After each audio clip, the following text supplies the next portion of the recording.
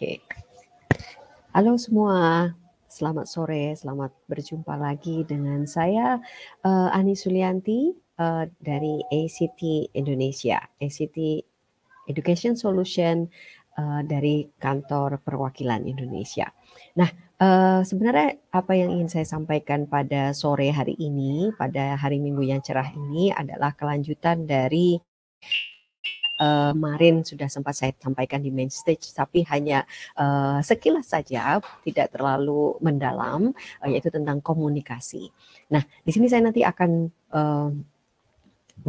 berbincang-bincang lagi tentang komunikasi, cara kita berkomunikasi yang efektif, bagaimana sih cara kita untuk menyampaikan sesuatu pesan sehingga orang merasa bisa memahami apa yang kita sampaikan. Nah, baik, sebelumnya saya ingin memperkenalkan diri dulu. Tadi saya sudah sampaikan bahwa saya dari ACT Education Solution, bagian dari ACT International Program. ACT adalah sebuah organisasi non-profit yang berbasis di Iowa, Amerika Serikat. Nah, kami memiliki sebuah program yaitu University Preparation, yaitu sebuah program untuk persiapan universitas bagi siswa-siswi SMA atau SMU sebelum mereka mengikuti jenjang perkuliahan di sebuah universitas. Dan kami bukan high school diploma, tapi kami adalah sebuah preparation atau foundation, sehingga bagi siswa-siswi yang mengambil program kami, mereka harus juga belajar kurikulum nasional. Wah, betapa hebatnya ya mereka ya, di saat seusia mereka di SMA, mereka belajar kurikulum nasional plus juga kurikulum internasional atau kurikulum kami, kurikulum GAC, kesingkatannya adalah GAC. Dan ketika mereka lulus nanti, mereka akan mendapatkan 2 sertifikat, yaitu sertifikat dari nasional dan juga sertifikat dari ACT. Nah, Bapak Ibu, teman-teman di sini bisa melihat bahwa kami di sini lebih menekankan pada skill atau kompetensi, ya, sehingga kami tidak semata hanya akademik, tapi kami juga ingin membangun kemampuan atau skill mereka atau kompetensi mereka supaya nanti ketika mereka kuliah, mereka sukses, mereka bisa mengikuti perkuliahan dengan mulus, dengan lancar, gitu ya. Dan teman-teman bisa lihat di sini bahwa kami formative based project. Jadi kami juga memiliki PBL, Project Based Learning, yang baru-baru ini kami launchingkan, yaitu kami bekerja sama dengan sebuah startup industri di Indonesia, di Jogja tepatnya, yaitu Plastreet adalah sebuah environmentability sustainability company. Jadi perusahaan ini merupakan perusahaan yang bergerak di bidang recycling botol-botol plastik. Nah, jadi kami meminta murid-murid kami, murid-murid GAC ini untuk membuatkan sebuah akademik, sebuah recommending marketing mix untuk perusahaan ini. Nah, ini adalah sebuah PBL yang nyata ya teman-teman. Jadi ada masalah, Di situ anak-anak bisa belajar, di situ kita juga bisa menerapkan inquiry learning, yaitu inquiry learning kan teman-teman sudah pada tahu semua ya, bahwa mereka belajar karena mereka ingin tahu. Mereka belajar karena memang mereka butuh. Ya, jadi guru di sini hanya sebagai fasilitator saja. Nah, dan kami ada 3 level, di GAC ada 3 level, level 1, level 2, dan level 3. Biasanya di kurikulum Indonesia di embed dengan national curriculum kelas 10 level 1, kelas 11 level 2, kelas 12 level 3 gitu. Nah, sekilas saya juga guru sama seperti teman-teman di sini, tapi kondisi saya sekarang sedang tidak aktif mengajar di sebuah sekolah. Saya alhamdulillah sudah lebih dari 15 tahun bekerja sebagai guru. Saya mulai aktif sebagai guru sejak tahun 2006, tapi sekarang saya tidak menjadi guru aktif di sebuah sekolah, yang tidak mengajar. Background saya dulu pernah mengajar bisnis dan juga English. Juga saya adalah seorang Director of Studies dari kurikulum ACT GAC ini. Jadi kurikulum ini bukan hal yang baru bagi saya sebelum saya bergabung dengan ACT.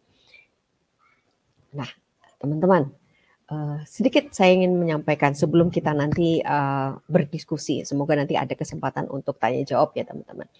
Dan saya sekilas ingin menyampaikan bahwa kurikulum kami ini adalah kurikulum untuk ESL sebenarnya. Siswa-siswi yang mereka adalah English as a second language. Seperti kita tahu ya, Indonesia kan kita sebagai ESL ya. Jadi mereka memang ketika belajar program ini, kita ingin membantu mereka mendevelop kompetensi dan juga skill mereka sehingga mereka bisa sukses di universitas.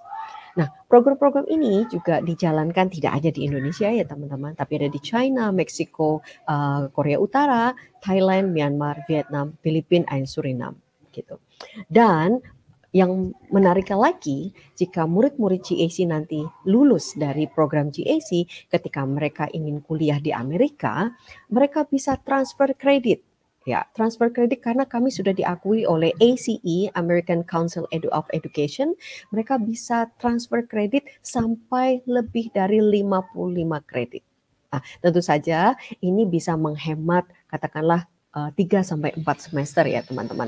Karena mungkin teman-teman sudah sama maklum ya bahwa kalau seseorang atau murid mau kuliah di Amerika, mereka diharuskan dulu mengambil namanya college ya, community college. Nah, bisa dikatakan juga bahwa program GAC ini memang community college, hanya saja karena anak-anak ini mengambilnya di Indonesia, tentu saja secara cost mereka sudah bisa menghemat. Ya begitu. Tentu saja untuk transfer kredit ini tidak sembarang bisa transfer ya teman-teman, karena mereka juga harus dilihat GPA-nya, grade point average-nya berapa, sehingga berapa nih yang dia pantas bisa transfer kredit gitu ya teman-teman. Oke, dan yang terakhir ketika mereka lulus juga mereka akan mendapatkan ACT test. Nah, mungkin teman-teman juga sudah tahu atau mungkin sekarang baru pernah dengar, oh apa sih ACT test itu? Ya, ACT test adalah untuk mengukur college readiness yang biasanya digunakan untuk siswa-siswi yang mau kuliah di Amerika. Tapi tenang teman-teman, ini tidak hanya berlaku hanya di Amerika saja, karena sekarang ACT test sudah worldwide recognized. Jadi tergantung nanti kampus-kampus mana yang memang mewajibkan mereka menggunakan ACT test ya. ACT test ini sebagai informasi rentangnya adalah 0 sampai 36. Nah, jadi 36 nilainya yang paling bagus. Nah, beberapa kampus contoh di Australia juga ada beberapa kampus yang bisa menerima ACT test sebagai syarat masuk gitu ya. Nah, kekuatan kami ini apa sebenarnya? Kekuatan GAC ini apa? Saya sampaikan tadi ya bahwa GAC is not only academic matters. Ya, GAC ini adalah kompetensi dan juga skill based. Nah, ini terlihat di modul-modul yang kami ajarkan ke murid-murid kami, teman-teman. Ya, jadi mereka di-assess selama program. Jadi biasanya kami membuat assessment event atau waktu untuk assessment itu tergantung dari modul A atau modul B ini sudah mencapai skill apa. Setelah itu kita beri assessment. Jadi tidak dijadwalkan, oke, sekarang bulan ini tanggal sekian harus ujian ini. Padahal materi belum sampai gitu ya. Jadi kami memang non exam based. Kami bukan hanya berdasarkan exam. Karena itu kami bukan hanya sumatif ya teman-teman. Kami juga formatif. Jadi ada dua yang kami terapkan. Summative test and formative test. Dan program kami ini juga fleksibel. Saya sampaikan tadi, can be blended into existing curriculum. Jadi untuk di Indonesia bisa di-embed dengan kurikulum 13 atau 2013 yang sekarang kita ini. Apalagi kalau bilang, oh ini kurikulum sekolah penggerak Merdeka Belajar, kami siap ya, GAC program siap. Dan yang juga merupakan kekuatan kami adalah adaptability. Ya, seperti interrelationship and crossover the skill between subject. Jadi di modul-modul kami ini tidak berdiri sendiri-sendiri teman-teman. Ya, semisal ada modul business studies. Nah, di business studies itu mereka harus membuat sebuah laporan bisnis, lalu mereka presentasikan. Nah, tentu saja untuk bisa mempresentasikan dengan baik dan benar, mereka harus belajar dulu ya. Mereka harus belajar dulu di modul lain, yaitu modul listening dan speaking, gitu ya teman-teman. Oke. Nah, ini adalah suatu kutipan yang saya suka ya. Kita guru ya. Terlepas guru di sebuah sekolah atau bahkan dosen di sebuah kampus, bahwa kita ini semua pada dasarnya adalah guru ya. Di sini saya ingin menyampaikan bahwa a good teacher can make a world of difference in a student life, impacting everything from their classroom learning to their long-term success. Ya, itulah kita sebagai guru. Kita tidak hanya membuat mereka itu pintar, tapi juga memberikan impact kepada untuk kesuksesan mereka. Ya, dari apa yang kita ajarkan di ruang kelas, in their classroom, learning to their long-term success. Sampai nanti mereka lulus dari SMA, lulus dari kuliah, sehingga mereka bisa masuk dunia kerja, sehingga mereka bisa sustain. Ya, itu adalah sebuah keberhasilan guru kalau menurut saya, ya teman-teman. Nah, baik. Nah, saya juga ingin menyampaikan sedikit di sini. Kalau kita lihat helicopter view, ya, a big picture of the GAC program. Ini ada level-level kompetensi yang bisa mereka kuasai. Ya, misal di level 1, ya. Di level 1 ini mereka masih lower level thinking skill. Ya, karena mereka baru permulaan, dan mereka masih belajar information based, organizing, categorizing, describing, and this is actually what we call introductory level. Level pengenalan. Ya. Jika kita ingin build kompetensi mereka dan juga skill mereka. Nah, lalu lanjut ke level 2. Level 2 ini mereka sudah belajar inferring, interpreting. Mereka sudah belajar menganalisa yang dasar-dasar, basic analysis. Mereka juga belajar how to solve the problem. And then also they develop their skill. Ya. Dan ini kita sebutnya medium level thinking skill. Ya. Nah, berikutnya di level 3 atau level yang paling terakhir, mereka harapannya seharusnya juga mereka sudah mempunyai higher order thinking skill. Nah, ini teman-teman kan kita sekarang sudah sering digaung-gaungkan HOT atau HOT, soal yang begini harus seperti ini, soal itu tidak boleh hanya open-ended question, soalnya begini. Nah, kalau di kami sudah higher order thinking skill. Jadi program ini memang benar-benar mempersiapkan seorang siswa atau murid-murid supaya mereka berhasil di kuliah. Oke. Nah, ini saya tadi sempat sampaikan ya, ACT test ya. Mungkin kalau teman-teman butuh informasi ini lebih lanjut bisa kontak saya. ACT test dan juga SAT test di sini teman-teman bisa lihat di sini ada komparasinya di sini ya. ACT dan SAT. Dua-duanya ini adalah merupakan tes yang memang diperlukan untuk siswa yang ingin kuliah di Amerika khususnya atau negara manapun. Ya, ACT test ini skornya 0 sampai 36.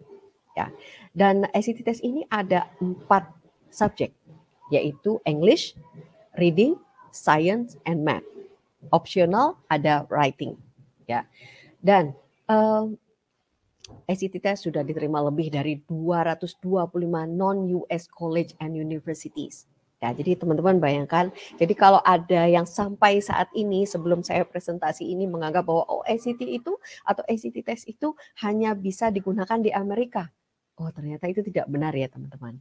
Karena ACT test ini sudah diterima di universitas atau di college selain di Amerika Serikat sendiri. Oke. Nah, lalu kami juga sama juga halnya dengan SAT ya. Kita ada komparasi, ada centangan di situ, teman-teman bisa lihat. Nah, yang berbeda teman-teman, bahwa kami ada super score. Ya, score report include super score. Apa sih super score? Super score ini adalah bagi siswa akan mendapatkan hasilnya. Karena kami sudah CBT ya teman-teman, kami sudah computer based testing, mereka akan bisa menerima hasilnya dalam waktu 2 kali 24 jam. Ya. Dan apa super score itu? Nah, super score ini menarik teman-teman. Ini adalah satu program yang baru dari ACT. Misal begini, teman-teman muridnya mau masuk ke Universitas A yang mensyaratkan ACT tesnya minimal 30 nilainya ya. Dan syaratnya science tidak boleh kurang dari 20 skornya. Misalnya begitu ya teman-teman ya. Dan ternyata ketika dia tes nilai sainsnya masih di bawah 20. Nah, bagaimana ini? Apakah harus mengulang semua tes? Yaitu English, Reading, Science, and Math? Atau boleh sainsnya saja? Karena kan yang kurang hanya sainsnya saja. Tadi saya sampaikan begitu ya. Nah, di super score ini teman-teman, siswa tersebut boleh hanya mengambil sains saja, tes yang sains saja. Ya, dia bisa apply lagi, dia bisa daftar lewat website act.org. Di situ dia bisa klik aplikasi super score. Ya, sehingga ketika dia ujian, dia tidak akan mengerjakan subjek yang lain, subjek English, Reading atau Math. Nah, ini yang disebut super score. Ini hanya ada di ACT ya teman-teman, sedangkan SAT belum ada ya atau tidak ada. Oke, berikutnya masih tentang sains. Di ACT test, sains itu sudah termasuk bagian dari subjek yang diujikan. Nah, jadi kalau ada murid yang ingin kuliah di engineering atau di teknik, dia sudah langsung include, dia sudah satu paket ambil ACT test, sudah termasuk sains di situ. Ya, berbeda dengan tes yang lain ya. Dan ini karena ini CBT, number of testingnya per year, international test date ya, ini 28 kali. Bayangkan teman-teman, banyak ya. Jadi setiap berkala untuk pastinya teman-teman bisa buka website act.org. Di situ ada tanggal untuk international test date. Ya, maksudnya internasional adalah selain di Amerika. Dan terakhir tentang ACT test, saya sampaikan tadi ya bahwa number of days to receive multiple choice test score. Multiple choice ya teman-teman ya, 2 kali 24 jam atau 2 hari. Tapi kalau dengan writing, kalau dengan test writing juga lebih dari kalau sekitar 7 hari kerja untuk test writingnya. Ya. Nah, teman-teman, berikutnya program ACT yaitu English Language Program. Ya, atau kami menyebutnya ACT EPP, English Proficiency Program. Nah, di sini dimulai dari level 1A, 1B, 1C, ini adalah satu level ya. Lalu berikutnya ada 2A dan 2B, dan yang berikut lagi adalah FEA atau GAC Foundation English dan juga GAC Foundation English B ya. Nah, sebenarnya kalau teman-teman di sini kebetulan ada punya sekolah yang secondary dari SMP dan SMA bergabung ya, ini sudah sangat baik sekali dan tepat sekali kalau teman-teman mau menerapkan bahasa Inggris dari programnya ACT. Dimulai misalkan SMP kelas 8 sudah diajarkan EPP level 2 misalnya ya.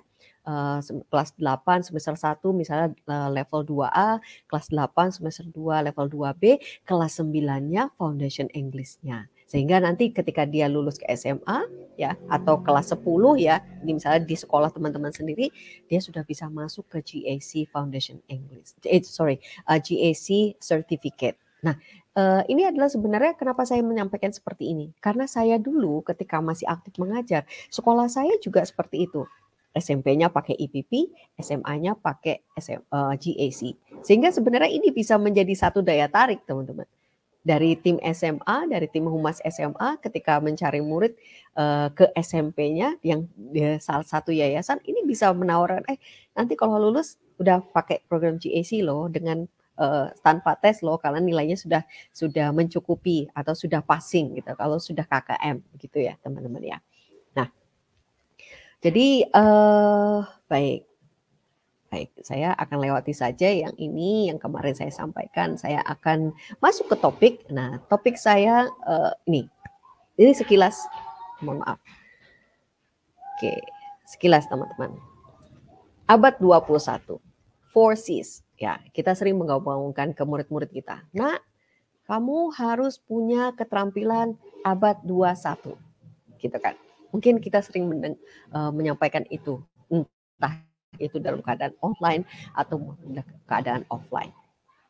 Tapi kita harus bertanya pada diri kita sendiri, apakah kita sudah punya kecakapan abad 21?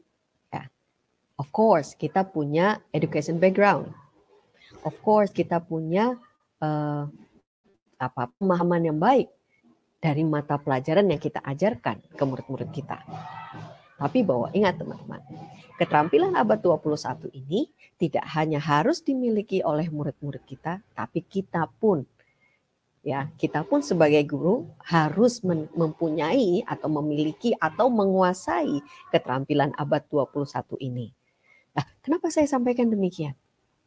Karena kita itu kan seorang guru yang seharusnya selalu belajar, dan belajar. Gitu ya. Ya, jadi kalau ada sesuatu yang baru, entah itu secara teknologi, entah itu secara kemampuan, entah itu secara apapun itu, kita harus mau belajar. Jangan sampai atau jangan pernah kita defense dulu. Wah, saya sudah tua, saya sudah umur sekian, sudah umur kepala ini, kepala itu, ya kepala 4, kepala 5, atau sebentar lagi saya pensiun. Gitu ya. Mungkin ada yang pernah berpikir seperti itu sehingga menghalangi diri kita untuk belajar ilmu baru. Padahal harusnya kita berpikiran seperti ini yang maju, bahwa umur itu memang bertambah ya, because age is just a number but young is forever, ya kan. Muda itu bukan memang kita menua, tapi bahwa semangat kita harus selalu muda ya.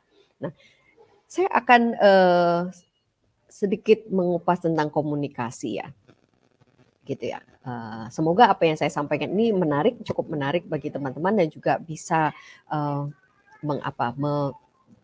memberikan inspirasi bagi teman-teman. Ya. Nah, sekarang kita tentang komunikasi ya teman-teman ya. Komunikasi itu apa sih sebenarnya? Ya, komunikasi itu kan ada komunikasi sekarang lewat sosial media, komunikasi langsung. Ada komunikasi. Nah, supaya tidak simpang siur nih, saya ingin menyampaikan definisi tentang komunikasi. Nah, komunikasi itu kan sebenarnya antara dua arah, two-way communication. Ya, sehingga kita itu menyampaikan pesan, ya, dan juga kita menerima pesan. Loh, menerimanya dari siapa? Tentu saja dari lawan bicara kita, ya kan? Karena itulah komunikasi disebut sending and receiving messages. Gitu ya. Dan lalu people may deliberately send a message verbally, whilst at other times non-verbal, atau mungkin dua-duanya. Ya, kadang-kadang kita menyampaikan pesan itu secara verbal, tapi kadang-kadang juga kita secara non-verbal. Nanti di slide berikutnya saya akan menyampaikan seperti apa sih komunikasi non-verbal itu, gitu ya. Dan ternyata body language. Cara saya menyampaikan seperti ini, saya menggunakan gesture tangan, saya menggunakan mimik, saya menggunakan artikulasi, saya menggunakan intonasi untuk menekankan sebuah atau beberapa kata. Ini ternyata merupakan bagian dari komunikasi. Karena apa? Karena saya ingin merasakan bahwa teman-teman itu menikmati, mengikuti apa yang saya sampaikan ini. Ya. gitu. Nah, oke. Mungkin teman-teman bisa lihat di sini ya, effective communication.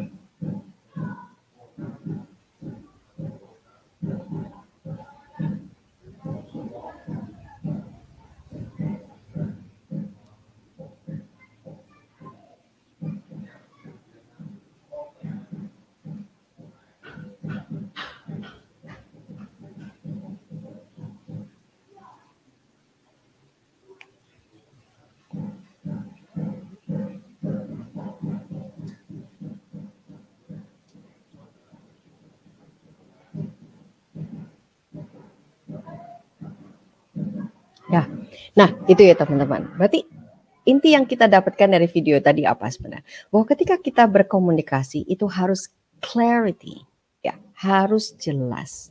Ya, ketika kita menyampaikan pesan ke lawan bicara kita, ya, apa yang kita harapkan respon dari dia? Ya, kadang kita seperti ini. Ya, ini kembali kita ketika pengalaman kita mengajar dalam kelas ya. Ketika misalkan murid-murid kita tidak paham dengan apa yang kita terangkan, apa yang kita jelaskan, apa yang kita sampaikan, tolong jangan buru-buru ngejudge mereka dulu ya, tidak perhatian dengan apa yang kita ajarkan. Tapi tanyakan pada diri kita, sudah jelas belum saya menyampaikan tugas ini atau menyampaikan pelajaran ini? Gitu ya.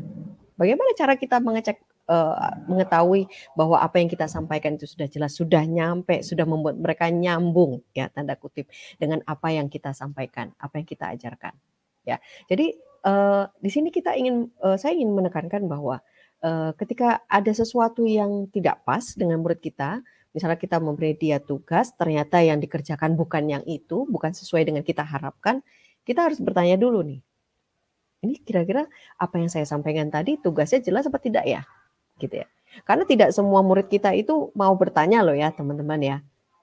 Belum tentu mereka semua mau tanya, Miss, Pak, Bu, ini maksudnya bagaimana? Ya, mungkin ada yang seperti itu kalau memang dia aktif di kelas. Tapi kalau tidak, ya, nah itu tadi bahwa kita harus jelas, ya, kita harus jelas sehingga kita mengharapkan responnya sesuai dengan apa yang kita harapkan.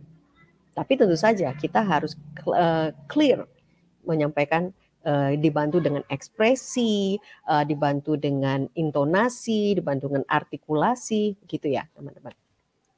Maka dari itu kita harus belajar bagaimana berkomunikasi secara efektif, gitu. Sebenarnya kenapa sih kita berkomunikasi? Why do we communicate? Ya, kenapa kita berkomunikasi?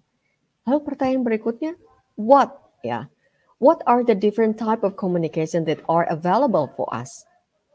Ya, ada non-verbal, ada verbal. Nanti teman-teman bisa lihat juga di slide saya berikutnya, ada komunikasi visual, gitu ya. Dan how? Ya, pertanyaan berikutnya adalah how. How are certain type communication suitable in some situation, while other types are not? Ya, kenapa tipe komunikasi yang seperti ini cocok di kondisi seperti ini, tapi tipe komunikasi yang lain itu tidak cocok. Nah, jadi pinter-pinternya kita nih, seorang guru itu kan sebenarnya sebagai public speaker ya teman-teman ya. Coba kalau bayangkan kalau teman-teman mengajar di kelas hanya pegang buku atau kalau online ini hanya tanpa ada gesture. Kalau anak-anak sekarang tuh sering menyebutnya GJ gitu ya, nggak jelas gurunya, atau juga disebut apa sih poker face katanya gitu, mukanya nggak ada ekspresi gitu ya, atau gurunya itu fidgeting, gelisah gitu ya. Nah, kita kan tidak ingin dicap seperti itu gitu ya. Nah, lalu ini dia. Ya, ini kita bisa menggunakan tipe-tipe komunikasi ini, teman-teman. Nah, ini sebagai informasi juga ya, teman-teman ya. Ini adalah salah satu materi dari modul ACT Global Assessment Certificate atau ACT GAC program ini mengajarkan ini. Ada modul mengajarkan communication skill. Nah, ya.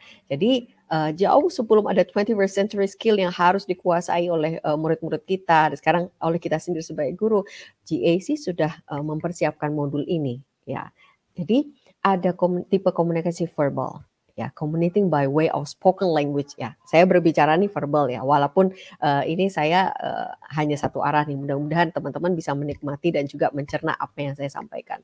Lalu yang kedua ada non-verbal, communicating by way of body language, facial expression, dan juga vocalics. Nah, vocalics ini teman-teman, ini adalah apa ya?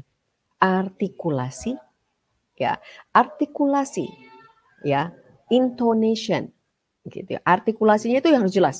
A, I, U, E, O. Ya, meskipun bukan seperti orang yang harus sangat tidak, tapi paling tidak kita tidak mumbling. Tahu ya teman-teman mumbling itu seperti apa. Oke, berikutnya tipe komunikasi adalah written, tertulis. Nah, communicating by way of written language, symbol, and numbers. Nah, jadi teman-teman, saya hanya ingin sekedar mengingatkan, khususnya untuk diri saya sendiri.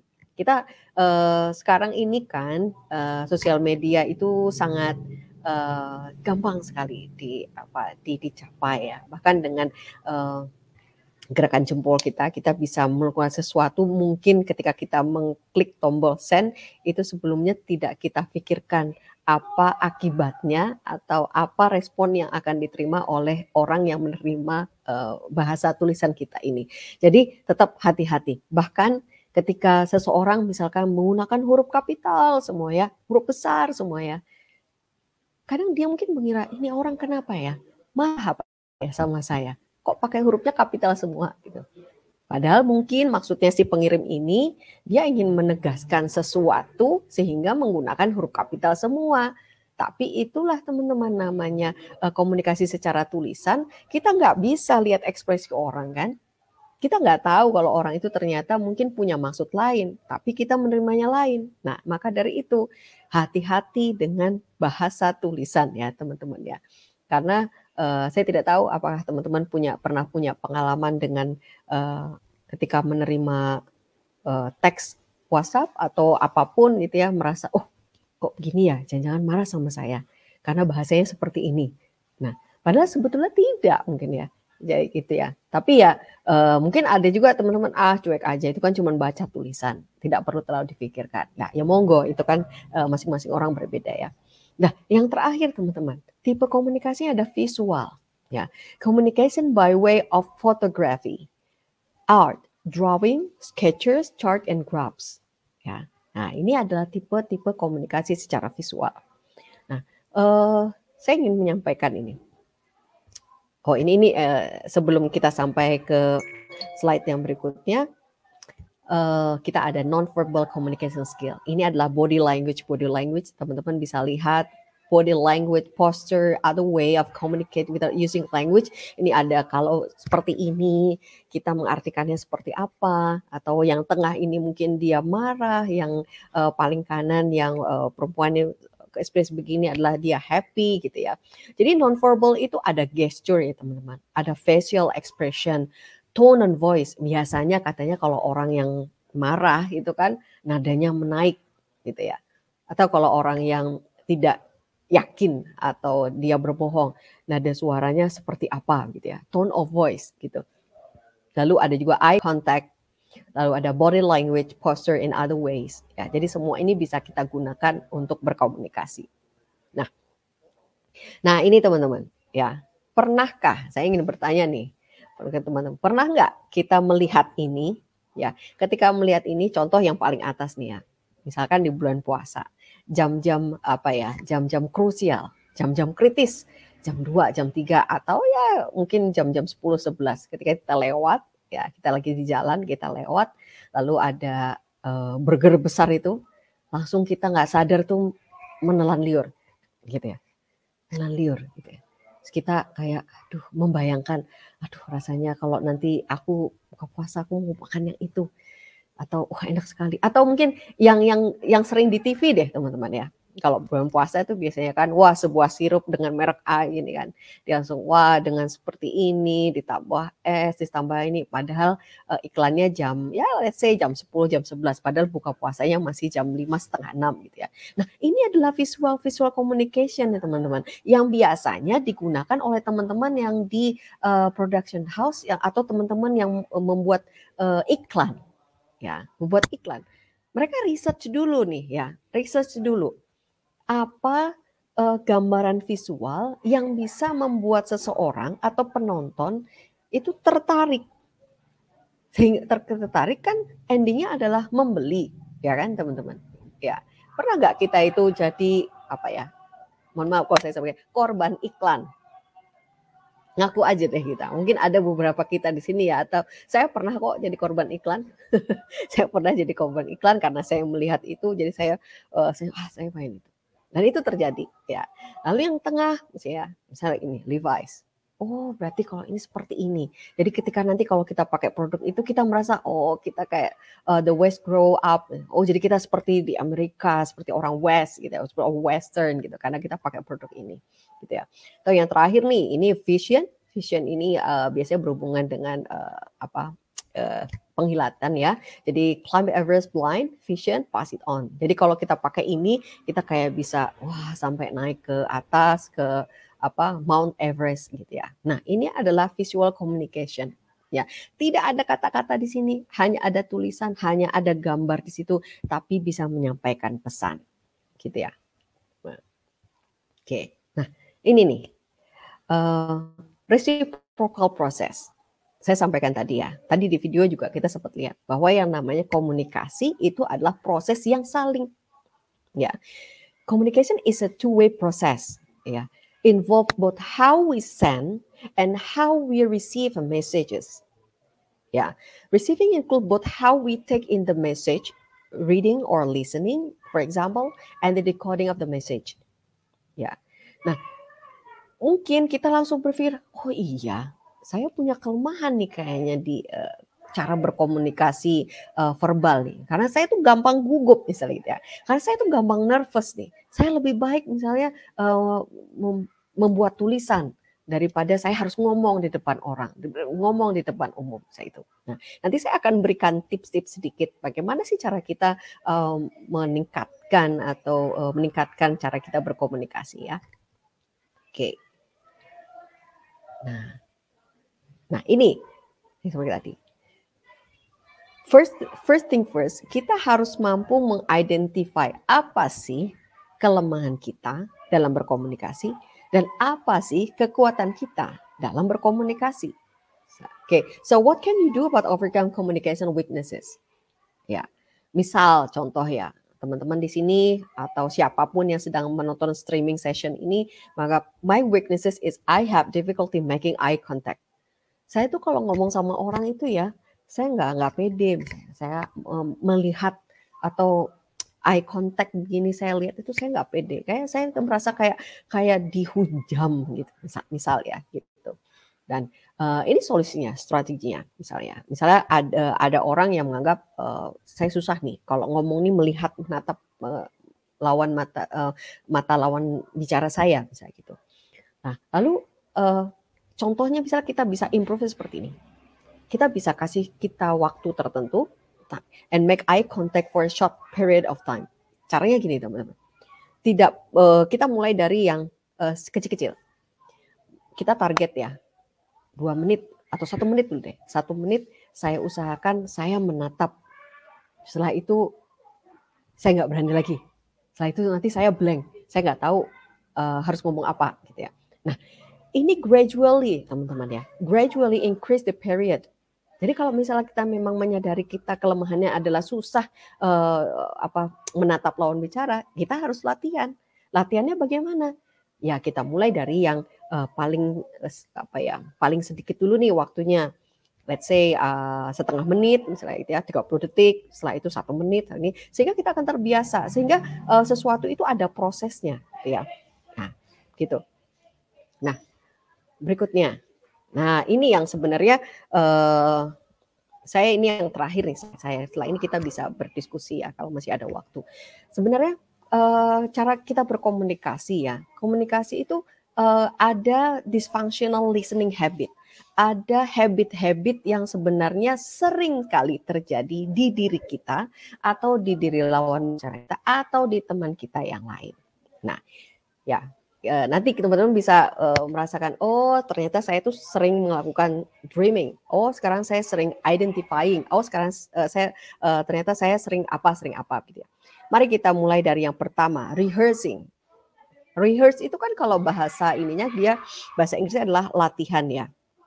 Ya, tapi kalau di communication skill ini, rehearsing itu maksudnya adalah ketika lawan bicara kita sedang berbicara, ya, misalnya saya dengan Mbak Andin nih, atau dengan Mbak Vivi nih dari Teach In ya, saya tidak mendengarkan apa yang Mbak berdua nih sampaikan, tapi saya sedang mempersiapkan komentar saya. Jadi saya tidak peduli orang ngomong apa, yang penting saya siapkan komen saya dulu. Nyambung nggak nyambung tuh urusan belakang, gitu ya. Jadi ketika terjadi komunikasi pembicaraan, gitu ya, saya seolah-olah atau kita seolah-olah tuh kita tertarik dengan apa yang disampaikan, tapi kita sebenarnya nggak nyambung. Karena apa? Karena kita mau rehearsing, karena kita ini mau mempersiapkan komen kita, ya.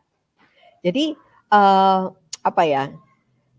Kalau misalnya orang lagi ngomong apa, kadang tuh nggak nyambung itu tadi.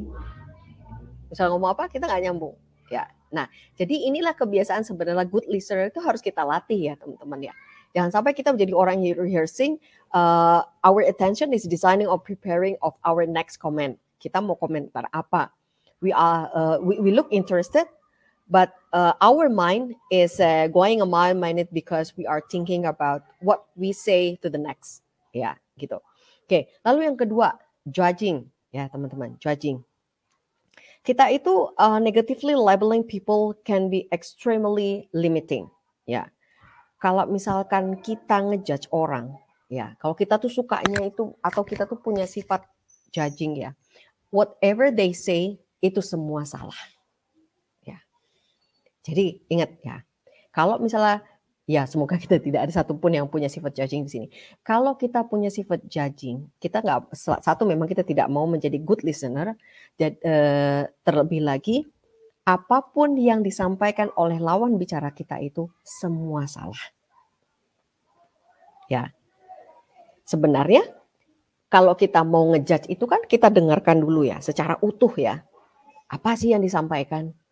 Nah, gitu. Setelah kita mendengarkan secara utuh, setelah kita memahami, barulah kita ngejudge. Harusnya seperti itu. Tapi kalau ada orang yang punya sifat judging ini, belum selesai lawan bicaranya nih menyampaikan sesuatu, kita udah langsung, kamu salah. Enggak begitu. Padahal maksudnya yang menyampaikan atau lawan bicara kita yang sedang berbicara itu bukan itu. Tapi karena kitanya nih memang suka ngejudge atau punya sifat judging, ya akhirnya seperti itu. Gitu. Nah, yang ketiga teman-teman, identifying, ya,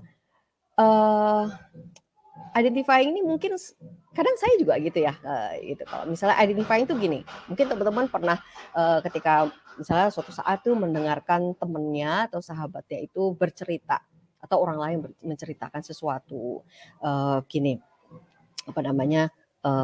Sedang apa atau pengalamannya apa gitu. Lah kita itu belum selesai teman-teman kita itu cerita, kita langsung identify dan refer to our own experience. Contoh nyata gini ya, misalkan ada orang yang menceritakan bahwa dia tuh sakit gigi. Aduh gigi tuh sakit loh, ini semalam aku nggak bisa tidur lagi sakit. Baru mungkin dia pada tahap koma begitu ya, belum selesai. Kita langsung mengidentify, oh iya kamu tahu nggak, aku tuh juga dulu sakit tubuh. Kemarin aku tuh sakit gigi. Wah udah gini banget, aku sampai dibawa ke klinik. Jadi sebenarnya kita itu mau mendengarkan orang lain cerita atau kita itu mau mengidentify. Kita malah merefer ke pengalaman kita sendiri. Mungkin itu sering terjadi tanpa kita sadari ya teman-teman ya. Kalau kita sedang mendengarkan itu, malah kita langsung apa kalau bukan nyeletuk motong apa gitu ya. Langsung nih, oh iya aku juga dulu kayak gini. Nah ini adalah sebuah sifat yang sebenarnya mengganggu untuk sebuah good listener gitu ya. Oke, nah yang berikutnya yang keempat teman-teman, ada advising. Nah advising ini menempatkan kita seolah-olah kita itu we are great problem solver. Ya, padahal sebenarnya belum tentu lawan bicara kita itu minta advice, belum tentu minta dinasihati, hanya ingin didengarkan saja. Tapi mungkin karena dasarnya kita ini punya sifat advising, ya kita itu belum selesai ceritanya, kita udah kasih suggestion, ya kita udah kasih suggestion, terus kita tuh sebenarnya tuh bisa jadi akan miss what is the most important thing that he or she want to convey to us. Ya, gitu. Nah, itu advising, sifat-sifat seperti itu. Kita nggak diminta, kita udah advice duluan gitu kan. Padahal sebenarnya bukan itu maksudnya gitu. Nah, lalu yang kelima nih teman-teman, ada sparring. Sparring ini kan sebenarnya kalau di tinju itu kan sparring itu partner ya. Ada teman lawan main gitu ya. Nah, sparring ini apa ya, kita tuh sukanya kita selalu tidak setuju dengan apapun yang disampaikan oleh teman kita atau lawan bicara kita. Berbeda ya ini dengan judging ya. Kalau sparring ini pokoknya kita itu mendebat. Apapun pokoknya yang disampaikan itu kita debat. Karena kita tuh ingin disampaikan bahwa kita tuh disagree. Saya tidak setuju. Oh enggak, pokoknya enggak, bukan itu. Pokoknya enggak. Kalau menurut aku gini, apalagi kalau sudah sampai kata-kata pokoknya, nah ini udah tidak terbantahkan ya teman-teman ya. Nah ini adalah sifat-sifat sparring. Oke, yang keenam, derailing. Nah, derailing ini gini, suka loncat-loncat subjeknya itu, suka berubah-ubah, gitu ya.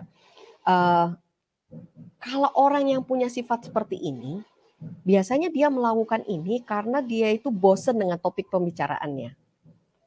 Ya, Mungkin kita pernah punya pengalaman ya, kita sedang mendengarkan orang lain bicara, teman kita atau siapapun itu, lalu kita nyeletuk, kita pakai joke gitu, pakai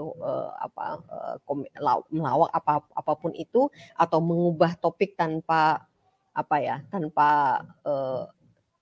isyarat dulu, tanpa tanda-tanda dulu. Nah, ini karena apa? Karena bosan gitu ya. Jadi kalau misalkan kita melakukan hal ini, sebenarnya kan kita tuh kayak, mohon maaf ya, egois ya. Kita nggak mau mendengarkan orang lain berbicara. Kita tuh pokoknya kalau nggak sesuai dengan minat kita, ya sudah, kita terserah kita aja. Kita mau derailing, kalau kita mau mengubah subjek sesuai dengan kita mau, gitu ya. Nah, ini adalah salah satu dysfunctional listening habit juga ya, teman-teman. Nah, nomor 7 adalah placating. Placating ini adalah orang yang suka dia nggak mau mikir lebih lanjut lagi, nggak mau mendengarkan sampai akhir intinya itu apa sih yang disampaikan. Tapi dia langsung bilang, okay, right, absolutely, I know, of course you are, oh it's incredible. Padahal itu maksudnya apa sih? Ya, pembicaraan yang disampaikan oleh lawan bicara kita tuh apa? Tapi karena kita tuh nggak tertarik, kita asal main bilang aja, oke, I agree with you, I totally agree with you. Ya, jadi gitu. Jadi kita placating, gitu ya. Karena kita udah bosan, nggak mau sakar, apa kalau orang Jawa tuh bilangnya sakarmu, terserah lo deh, mau bilang apa, pokoknya aku setuju, absolutely agree, of course you are the best, awesome. Nah, ini juga hati-hati ya teman-teman ya, ini juga salah satu gangguan good listening. Terakhir, last but not least, is dreaming. Dreaming itu kayak kita itu seolah-olah mendengarkan, ya, tapi kita itu sebenarnya tidak. Kadang ketika misalnya kita nggak mendengarkan, kita kayak daydreaming gitu. Kita kayak pikiran kita kemana-mana gitu ya. Ketika lawan kita misalnya nanya, gimana kalau menurut kamu? Kita langsung kelapakan, yang mana ya? Yang mana? Gitu kan. Bisa diulang lagi nggak? Mending kalau kita bisa bilang bisa diulangin lagi nggak? Gitu. Kalau misalnya kita jujur bilang, aku nggak tahu kamu ngomong apa gitu. Nah, ini kan sebenarnya kita nggak memperhatikan lawan bicara kita ya teman-teman ya. Jadi bagaimana sebuah komunikasi yang efektif itu bisa terjadi atau terwujud kalau kita ini memiliki salah satu atau salah banyak atau beberapa sifat dari dysfunctional listening habit ini. Nah, harapan saya setelah ini ya kita latihan nih. Kita kurangin nih kalau kita ada sifat rehearsing, judging, identifying, advising, sparring, derailing, placating, and dreaming. Kita kurangi deh. Kalau yang tadinya mungkin hampir semua nih, kita punya yang ini sebagai dysfunctional listening habit gitu kan. Ya kita kurangin deh, kita latihan. Seminggu 1 deh gitu. Sisa 7 masih. Nah, lama-lama kan kita bisa membuat diri kita menjadi seorang communicator yang bagus. Oke. Nah, last but not least, how to improve your communication skill? Okay, of course, observe good communicators around you. Siapa yang teman-teman anggap sebagai seorang yang good communicators around you? Mungkin teman, ya, atau nanti kalau kita sudah mulai aktif lagi di dalam kelas, teman-teman bisa minta salah satu teman guru, tolong dong aku di-observe. Gimana nih cara aku berbicara, cara aku ngajar. Please give me a constructive feedback. Ya, constructive feedback yang konstruktif atau membangun. Okay, and then ask close friend or colleagues for constructive criticism. Ya, ini juga tadi hubungannya. Kalau memang kita nggak bagus atau kita belum bagus, kita harus mau dong dikritik. Ya, tentu saja yang bisa membuat diri kita lebih baik ya. Kalau misalnya teman kita bilang, kamu waktu ngajar atau waktu berbicara kebanyakan gitu misalnya, atau matanya kemana-mana, atau matanya nggak bisa melihat lawan bicara gitu. Kita jangan marah, kan kita mau latihan gitu ya. Okay, and then number 3, practice improving communication habit. Ya, tadi saya sudah sampaikan seperti apa, gradually ya, kita gradually. And then kalau misalnya teman-teman memang mau ikut komunikasi workshop communication, silahkan ya, attend communication skill workshop and classes atau bisa. Dan yang terakhir adalah seek opportunity to communicate. Nah, karena ini adalah semua tentang pengalaman ya teman-teman ya. Kita berbicara pun mulai bisa mengucapkan kata pun ketika kita berusia berapa, lalu juga ketika sebuah proses di otak kita berjalan dan itu menjadi sebuah kebiasaan dan itulah akan membantu kita improve our communication skill.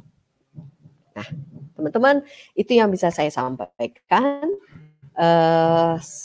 Mohon maaf, ini waktunya sudah hampir selesai.